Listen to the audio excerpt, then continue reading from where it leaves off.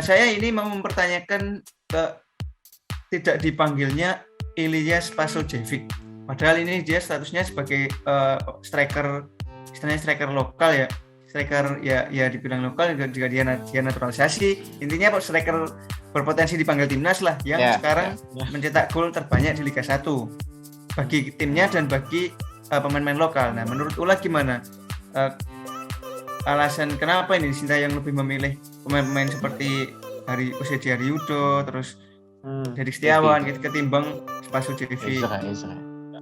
Ya, pertama sih dulu waktu masih bulan Mei bulan Juni saya ngiranya si Sintayong emang nggak suka pemain naturalisasi. Kayaknya pas squad awal kan dia milih pemain lokal semua ya. Tapi belakangan Pak Victor Ibonevo dipanggil, kan Bapak dipanggil. Berarti kan dia sebenarnya nggak anti naturalisasi. Nah, kenapa kok dia tetap nggak manggil Ilyas Pasojevic?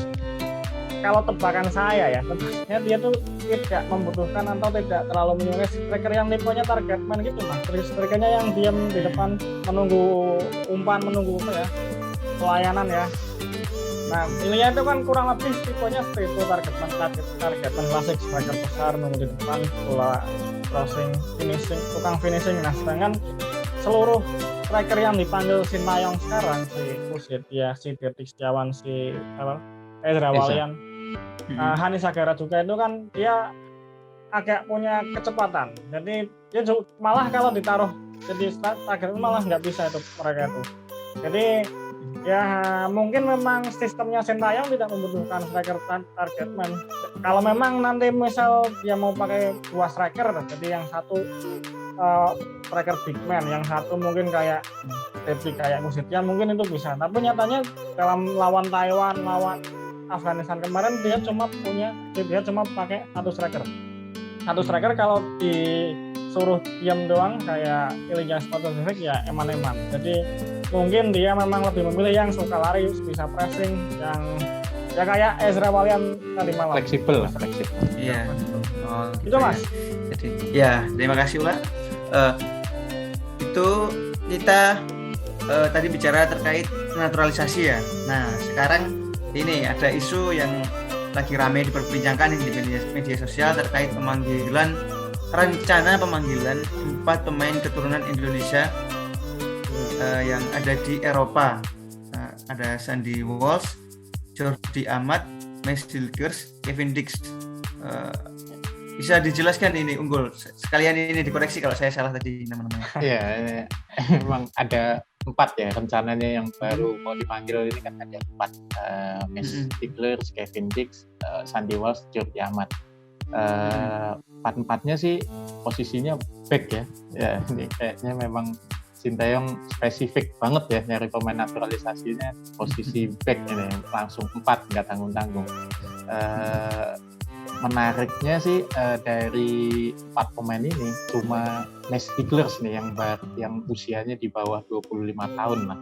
Yang lain udah 25 tahun ke atas. Jadi udah usia matang-matangnya. Jadi ini Sintayong kayaknya pengen cari pemain naturalisasi yang udah benar-benar jadi. Siap jadi. Enggak lagi pemain berkembang yang udah siap untuk langsung mengangkat performa tim. Jadi nggak sembarangan sih kalau saya bilang pemilihan pemain yang dipilih Sintayong untuk diajukan untuk diproses naturalisasinya. Itu ya. Terkait sekarang kita bicara terkait keempat pemain itu, kalau saya mengamati yang paling memungkinkan sih sepertinya Max Hilgers ya, karena selain masih muda dia juga kayaknya belum pernah memperkuat timnas manapun. Belum. Ya.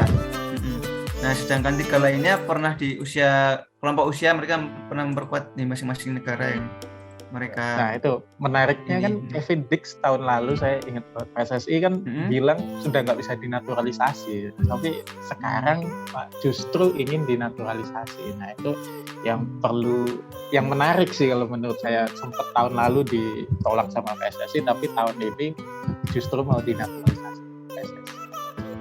Menariknya sih di situ. Kita nggak tahu katanya sih aturannya di FIFA memang sudah membolehkan, aturan yang baru ya soal naturalisasi membolehkan Kevin Dix membela timnas Indonesia walaupun udah pernah main buat timnas Belanda usia kelompok usia muda ya. Nah itu tapi Iya. ya menarik ditunggu sih prosesnya Kevin Dix.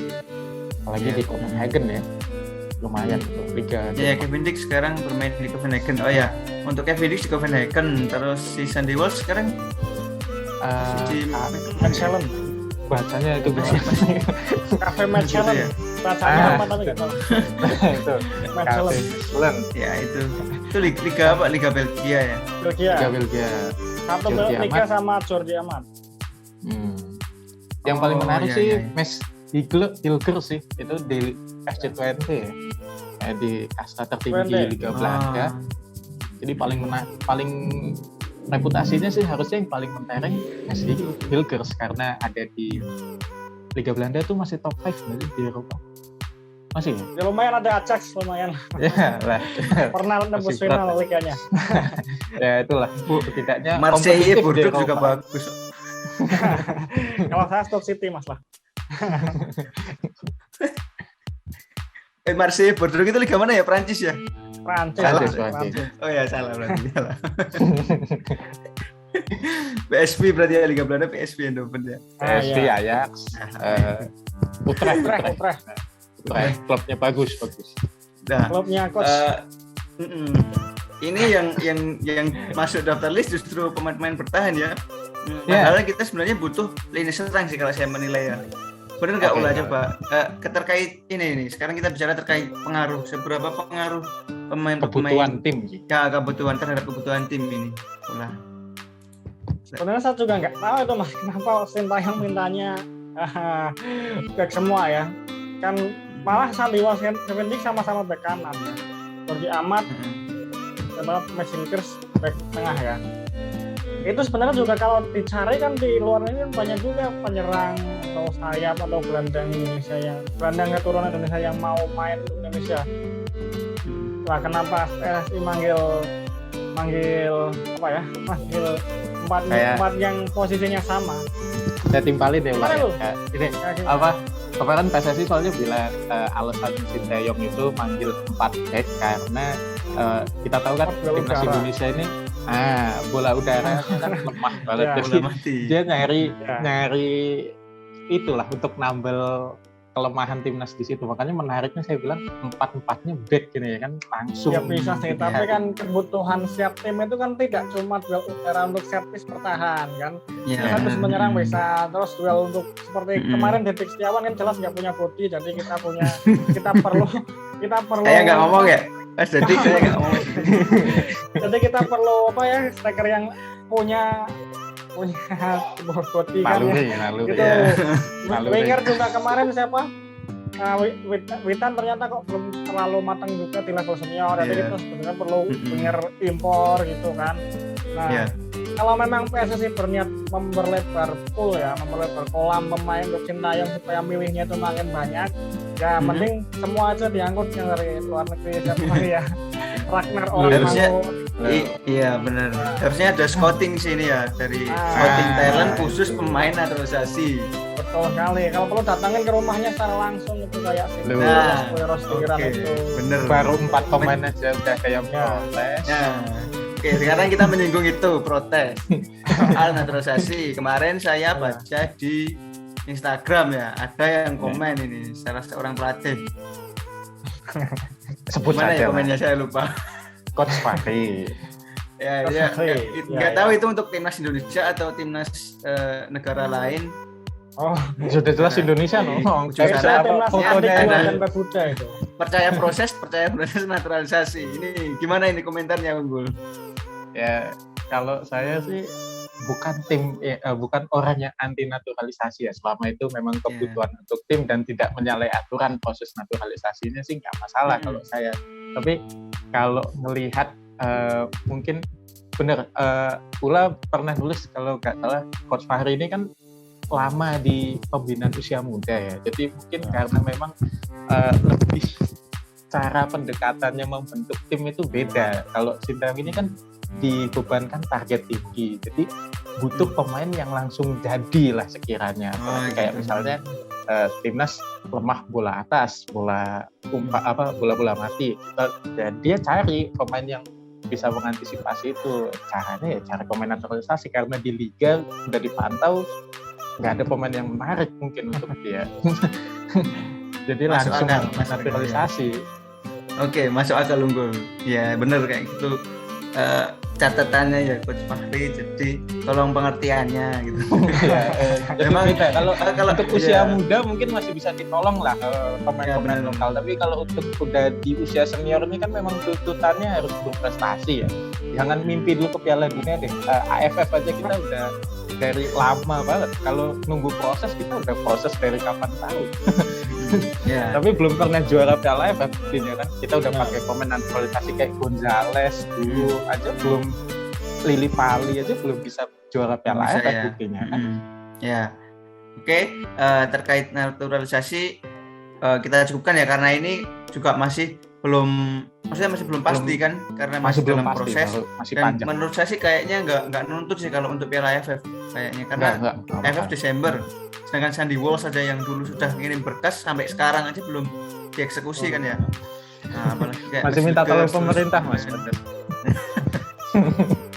Ya, Jadi itu nah tapi itu. biar kualifikasi Piala Asia itu biar jadi itu bulan Juni itu Mas. Nah, Ya, sekalian targetnya sama mungkin di Nah, itu tahun depan blok ya ya. mungkin ya. Biar blok lolos ke juga bisa Piala main Asia. kan. Mm-mm. Nah, itu. Nah, oke. Sekarang kita terakhir terkait target Piala AFF Timnas ini. Kemarin dari PSSI menargetkan juara, tapi Sintayong kalau saya menilai ya, Sintayong itu masih belum yakin dengan kekuatan untuk menjadi juara. Nah, terakhir ini dari Ula, kira-kira Timnas Indonesia di Piala AFF harus berbuat seperti apa Sintayong? Harus berbuat seperti apa ya? Karena dia tergabung di grup yang cukup, menurut saya ada Vietnam juara bertahan, ada Malaysia juga yang Iya. berat. Saya yakin timnas Indonesia dibandingkan pas bulan Juni pas lawan Vietnam kalah 0-5 itu sekarang udah ada peningkatan, udah ada upgrade. Jadi kan insya Allah bisa ngalahin Laos, Kamboja. Allah. Amin. Laos dan Kamboja ya. Tinggal lawan Malaysia sama Vietnam. Nah, si Malaysia itu kan persiapannya pendek sekali tuh. Piala Malaysia itu baru kelar tanggal 30, tanggal 5 udah main di Piala AFF. Jadi mungkin fisiknya belum, atau fisiknya kelelahan malah. Terus persiapannya juga mepet. Jadi mungkin Malaysia itu agak di bawah kita mungkin. Walaupun kualitasnya lebih tinggi tapi performance fisikalnya mungkin masih di bawah. Jadi mungkin kalau kita bisa ngalahin Malaysia, kita bisa lolos ke semifinal. Dan kalau lolos ke semifinal, siapa yang tahu? Siapa tahu kayak 2016 semifinal ketemu Thailand. Nah, itu harapan kita Timnas bisa bermain dengan baik di Piala AFF ya. Untuk selanjutnya Timnas akan menghadapi Myanmar dulu nih di laga uji coba besok tanggal 25 November. Oke, untuk Bola Sporters bisa pantengin nih kabar-kabar Timnas sebelum laga nanti melawan Myanmar, atau nanti setelah Myanmar juga, dan seterusnya sampai persiapan di Piala AFF. Terus bagaimana kinerja Sintayong bersama skuadnya, bisa terus diikuti terus berita kami di Bola Sport dan Polanas. Kami akan update terus berita seputar Timnas Indonesia dan sepak bola nasional tentunya. Nah, untuk bisa lebih jelasnya kalian juga nanti bisa berkunjung ke sosial media Bola Sport yang ada di Bola Sport ya, ada Facebook, Twitter, dan YouTube. Jangan lupa subscribe channel ini ya, dan pencet tombol lonceng. Nah, mungkin sekian pembahasan kami seputar Timnas Indonesia ya. Buat Unggul dan Ula, terima kasih atas waktunya. Terima kasih Mas. Nah, Bola Sporters, Undang sekian lagi, dari kami. Oke, siap. Salam olahraga. Terima kasih sudah menonton. Silakan subscribe, like, dan jangan lupa komen di bawah ya Bola Spotter.